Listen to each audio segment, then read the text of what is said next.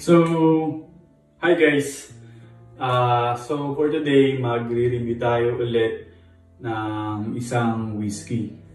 Nakabili ako kahapon ng Jack Daniels.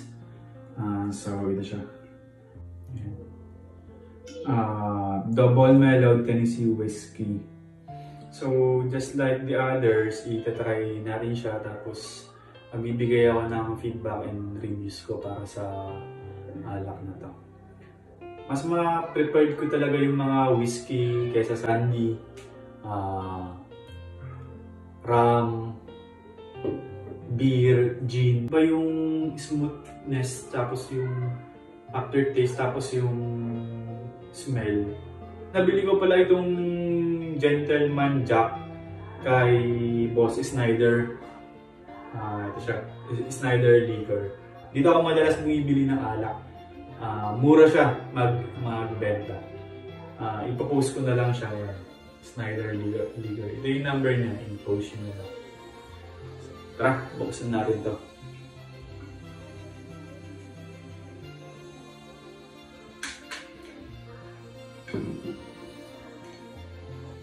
Bali ano pala ito?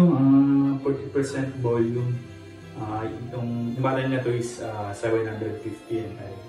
So titikman ko lang siya today, tapos siguro i-display ko lang siya dun sa cabinet ko. Or pag naisipan ko, may masarap na pulutan bukas, baka inumin namin ng tropa.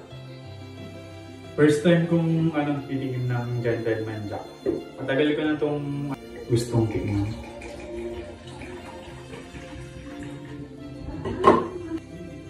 Sa amoy niya,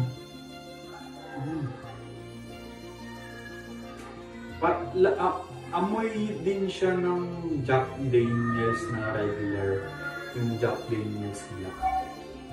Pero may kakaibangan sa kanya, yung iba yung tama ng alcohol. Kung familiar kayo sa mga Jack Daniels, talagang sila, yung amoy nila pa lang parang may gin na lasa. Tikman natin siya kung anong first taste natin sa amin.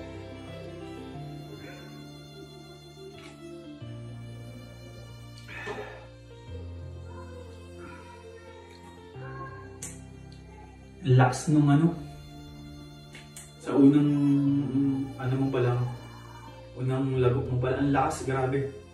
Ito na siguro yung Jack Daniels na malakas ang tama para sa akin.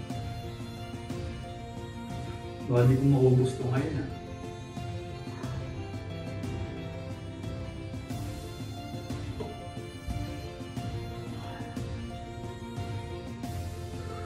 Ganda, sarap. Ang sarap nung niya, ang tapang. Maganda siguro to pag yung nag-iinom kaya sa malalaking na lugar na dahil. Kasi iba yung niya. Iba yung tama. Kumbaga. Hindi ko malasahan yung malt. Hindi ko malasahan yung malt sa kanya. Hindi ko alam kung bakit. Hirap kumusin tong Gentleman Jack style naman. Siguro panganda ko na lang ito. Ilalagay ko na lang sa bahay. Baka pag nag-inom kami dito, baka basag-basag yun. So yun, hanggang dito na lang yung review siguro ng short vlog natin. Thank you at nanood ka ng video ko kahit alak tong content na in-upload ko ngayon.